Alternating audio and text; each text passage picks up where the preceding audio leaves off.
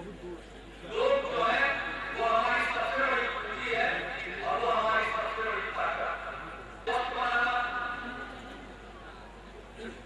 और शिक्षित बनाने के लिए लोग पढ़े और उनके पढ़ने का प्रबंध हो, इसलिए हमारी सरकार ने निर्णय लिया कि 40 बच्चों पर एक शिक्षक होना चाहिए। हमारे स्कूल में चलते इस बिहार में हम लोगों ने ऐसा करने के लिए 2,36,000 शिक्षकों की नियुक्ति का फैसला किया। नियुक्ति की प्रक्रिया चल रही, लोगों को नियुक्ति पत्र मिलना का शुरू हो गया और इतने बड़े पैमाने पर नियुक्ति आज तक इस देश के किसी भी सूबे में कभी नहीं हुआ है कि किसी भी राज्य में 2,36,000 शिक्षकों की नियुक्ति हो। हमारे विरोधी हैं उनको काम नहीं मिलता, काम मिलते रहे। जब हर स्कूल में पढ़ाई होने लगेगी तो उनको दिखने लगेगा। और जब शिक्षक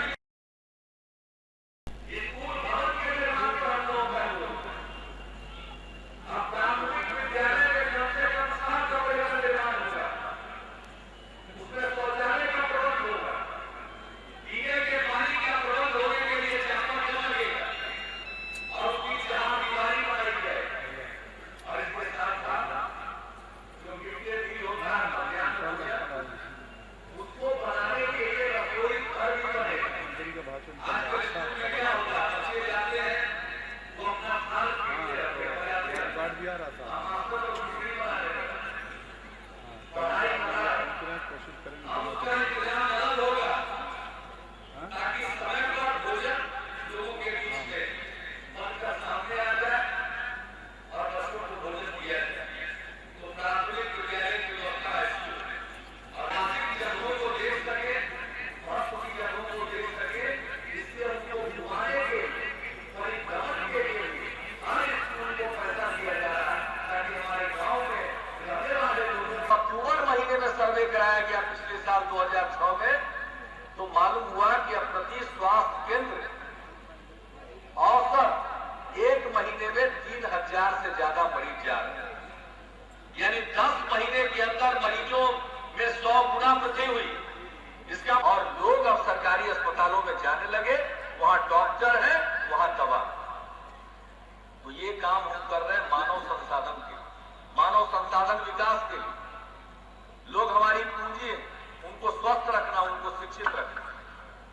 एक ही बात मैं आपसे अपील करूंगा, जैसे यहां इस कार्यक्रम में स्वच्छता के लिए संकल्प आपने लिया और मकसद है कि हम निर्मल जिला बनाएंगे सिवान को, वैसे ये एक आग्रह हम करेंगे, आप सबसे आग्रह करेंगे। बल्कि हम ये मांगते हैं आपसे, एक ही मांग हमारी आपसे है और वो ये है कि आप अपने बच्चियों को और अपने बच्चों को स्कूल में पढ़ने के लिए जरूर भेजिए, जरूर भेजिए, क्योंकि ये ज्ञान की दुनिया है। अब ये बच्चों को पढ़ने के लिए भेजिए और एक नहीं अभी अनेक काम होने वाला। जब उसके पैसे का पूरा प्रबंध करके हम अगले साल अगले वित्तीय वर्ष से योजना शुरू करेंगे तो आपको मालूम होगा। हम स्कूल में जो भी पढ़ने जा रहा है बच्चा, उसके लिए पोशाक का प्रबंध करेंगे 5वीं कक्षा तक। बच्चियों की शिक्षा पर विशेष ध्यान देने के लिए हाई स्कूल में जो बच्ची जाएगी उसको साइकिल देने के बारे में भी सोच रहे हैं। ये सब काम हम कर रहे हैं। लेकिन जहां हम लोग इन बातों पर जरूर पढ़ने के लिए भेजिएगा और इसमें हमको तो आपका समर्थन चाहिए। भेजिएगा कि नहीं भेजिएगा, हाथ उठा के बताइए। तो हम कोई भी खास करके मां बहनों से निवेदन, औरत किसी से कम नहीं है, इसलिए हमने 50% आरक्षण दिया है। हर हालत में बेटी को बेटा को सबको पढ़ाना, और जब पढ़ेगा तभी वो समाज में आगे बढ़ पाएगा। तो हमारा ध्यान है लोगों को पढ़ा दें और लोगों को स्वस्थ रखें। इसके बाद किसी चीज की जरूरत थी वो अपना इंतजाम कर ले। और इसके बाद हमारा ध्यान है बुनियादी ढांचा पर, सड़क बने, बिजली जाए, सिंचाई का प्रबंध हो जाए। आज इतना बड़ा कार्यक्रम हो गया, किस चीज पर सबसे ज्यादा जोर है? बिजली पर और सड़क पर। हम गांव गांव बिजली पहुंचाना चाहते हैं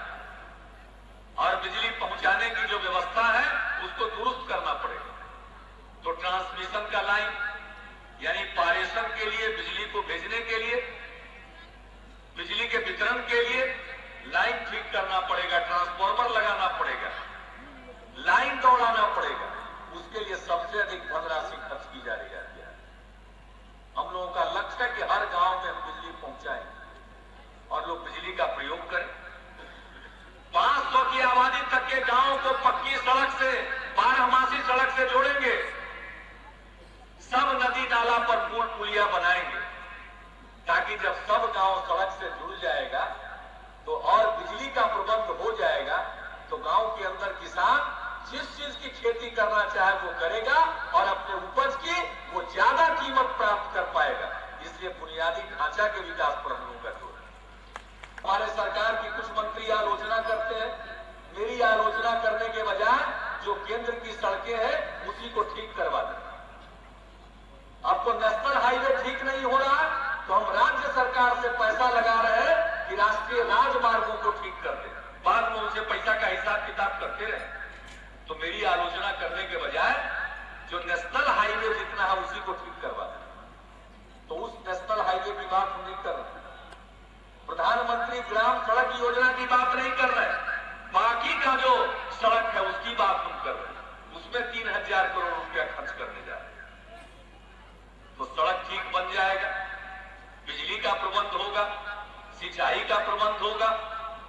हम तो देश भर में बात होती है देश के नदियों को जोड़ने की, वो जब होगा तब होगा, वो व्यावहारिक है या नहीं व्यावहारिक है इस पर बहस चल रही है। लेकिन हम अपने सूबे के अंदर की नदियों को जोड़ना चाहते हैं कि जहां ज्यादा पानी है वहां से कम पानी वाले इलाके में हम पानी पहुंचा सकें और हर खेत में पानी का इंतजाम हो सके। तो इस प्रकार से सड़क, बिजली और पानी पर हम लोगों के इंतजाम पर आग्रह। और इसके अलावे गांव में रहने वाला जो गरीब आदमी उसको हमारी योजनाओं का लाभ पहुंचे, इसको सुनिश्चित करना। कौन नहीं जानता है कि गांव के गरीब के लिए इंदिरा आवास की योजना चलती है, लेकिन गरीब आदमी का आवास नहीं बनता। कौन नहीं जानता? इसमें 4000 रुपया, 5000 रुपया कमीशन पहले ही लग जाता था और उसके बाद उसको मिला भी तब बालू वाला बालू गिरा देता था, ईटा वाला ईटा गिरा देता था, सीमेंट वाला सीमेंट, और पैसा लेकर के निकलता था। एक हाथ सीमेंट वाला खींचता था, दूसरा हाथ ईटा वाला खींचता था और उसका मकान नहीं बनता था, सब उसका पैसा लूट लेता था। इसलिए हमने तय किया कि इंदिरा आवास जिसका बनना है उसको किसी के दरवाजे पर नहीं जाना होगा। गरीबी रेखा की सूची बनने के बाद जो ज्यादा गरीब है उसका नाम चयन करके उसके नाम का बैंक में खाता खुलवा करके पहली किस्त 24,000 रुपए के तौर पर उसमें जमा करा दिया जाए। किसी के दरवाजे गरीब आदमी को जाना नहीं, बीच में कोई गुजौलिया उसको ठग न सके। और इसके बाद गरीब के लिए है राशन, गरीब के लिए है कि राशन वो मिलता नहीं, बाजार में चला जाता है, ब्लैक हो जाता है, किरासन तेल ब्लैक हो जाता है। हमने चारों तरफ कोशिश, कुछ जगह छापा भी मारा, डाला गया, लेकिन हमने सोचा ऐसे काम नहीं चलेगा। तब हमने सोचा कि गरीबी रेखा के नीचे रहने वाले लोगों को कूपन दिया जाए और कूपन वो गरीब आदमी लेकर जाएगा डीलर के यहां, अपना कूपन देगा, अपना अनाज देगा, अपना कूपन देगा, अपना किरासन तेल देगा और डीलर साहब के पास जितना कूपन इकट्ठा होगा उसी के हिसाब से अगला बार उनको अनाज और किरासन तेल मिलेगा। अब डीलर साहब इधर उधर नहीं कर सकते, न रहे बांस न बजे बांसुरी।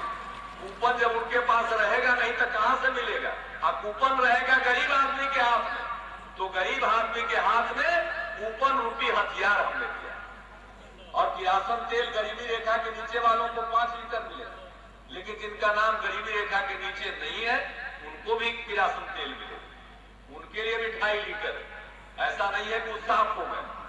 और इधर लेकिन गरीबी रेखा की सूची में सब जगह सुनने में आ रहा है कि नाम छूटा हुआ। बहुत लोगों को इस बात की शिकायत, नाम छूटने का 2 कारण। एक तो लिस्ट बनाने में त्रुटि हो गई है, उसको सुधारा जाए।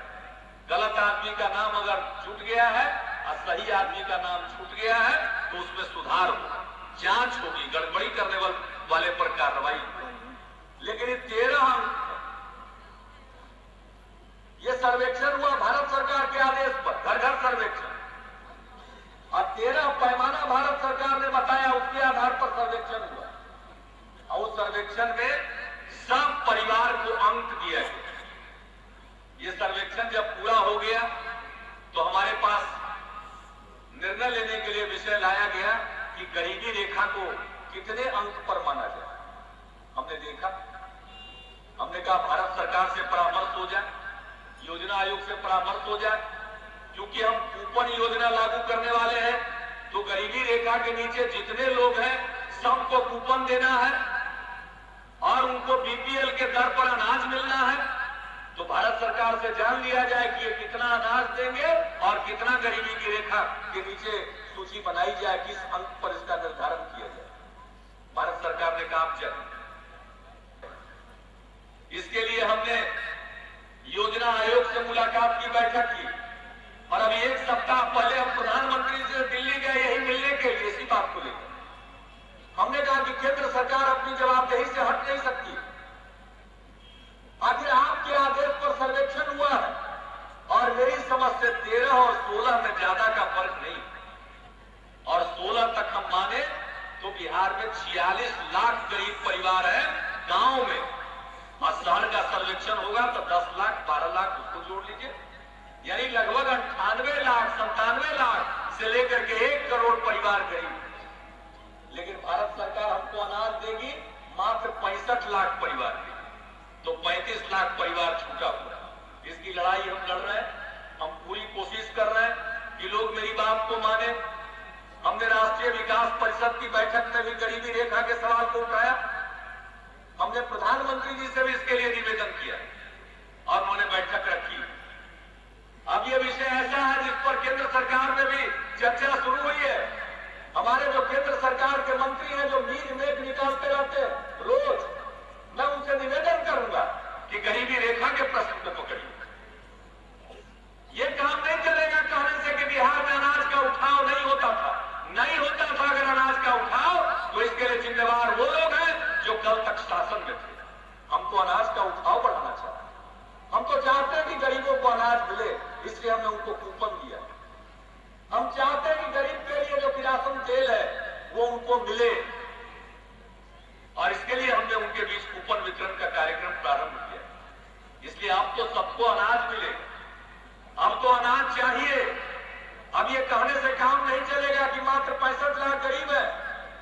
एक बार केंद्र कहेगा कि 65 लाख ही है, और दूसरी बार उनसे जुड़ी हुई पार्टियां बिहार में आंदोलन करेंगी कि गरीब में नाम छूटा हुआ। ये दोनों बात नहीं चल सकती। गरीब में नाम छूटा हुआ है, 13 से 16 के बीच के लोगों को उसमें शामिल करने के लिए केंद्र सरकार को अनाज का आवंटन बढ़ाना पड़ेगा, और इसके लिए हमने मामले को उठाया। आप सबका समर्थन चाहिए, आप सबका समर्थन चाहिए। मैं तो बिहार के सभी पार्टियों का समर्थन चाहता हूं। केंद्र में जो हमारे कई मंत्री हैं, मैं जो उनका समर्थन चाहिए। ये गरीबी रेखा का मसला हल होना चाहिए। मैं आरोप और प्रत्यारोप के लिए इस बात की चर्चा नहीं कर रहा हूं, लेकिन ये मसला अगर हल नहीं होगा तो हम चैन से नहीं बैठेंगे। इस मसला को हल करना पड़ेगा। अगर बातचीत से लोग नहीं मानेंगे तो हम बिहार के लोगों के बीच में जाएंगे और कहेंगे कि ज्यादती हो रही है बिहार के गरीबों के साथ, और उस ज्यादती के खिलाफ जहां भी जाना पड़ेगा हम जाने को तैयार है। गरीबों के साथ हम खड़े हैं, उनको न्याय मिलना चाहिए। इसलिए हम तो चाहते हैं कि जिस सीमान में बताने की जरूरत नहीं, बिहार भर में लोग डरते थे। शाम के बाद कोई निकलना नहीं चाहता, घर से बाहर जाते थे तो कहना मुश्किल था क्या होगा उनका। आज वो हालत नहीं है, लोगों के मन से डर निकल गया है। लोग एक जगह से दूसरी जगह जा रहे हैं, और अब किसी को सरकार का संरक्षण नहीं है।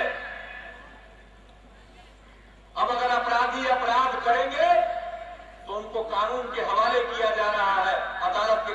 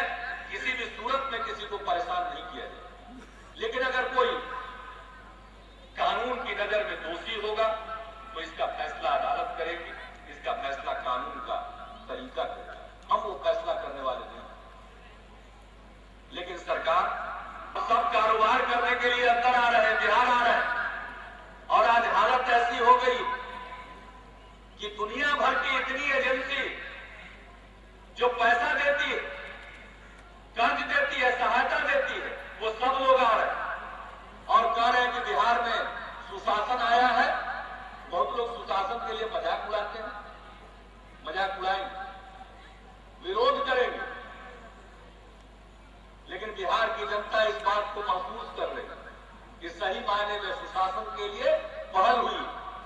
और ये हम नहीं बोलते, अनेक प्रकार की संस्थाओं के द्वारा सर्वेक्षण किया जा रहा और उस सर्वेक्षण के हिसाब से बिहार में शासन प्रणाली सुधरी है।